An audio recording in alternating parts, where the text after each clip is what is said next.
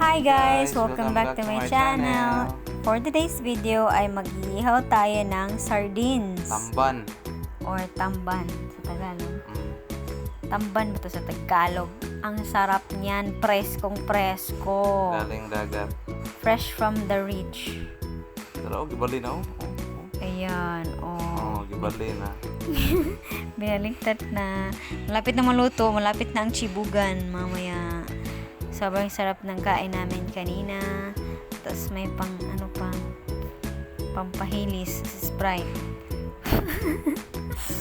Sarap!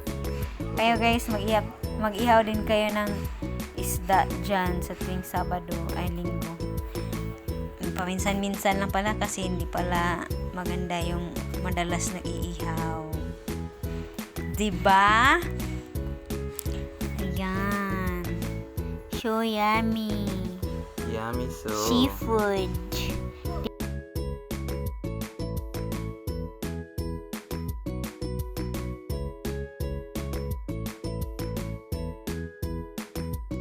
Dito naman ay nagluluto si mama ng pinakuluan na ni mama ang guso ang tawag sa amin Tagalog. Gusto din na.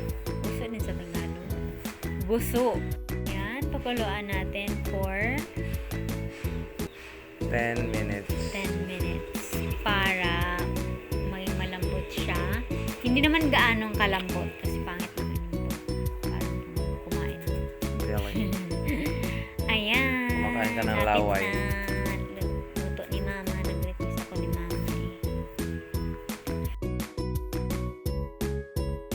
So, ayan. May mga mga spices.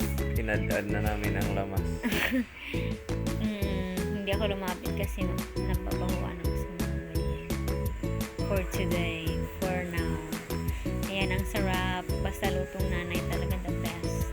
Lutong nanay. Sarap ng lutong mama. Sarap, gusto. So yummy talaga. And also the sinugba. Init. Meron din tayong kamote.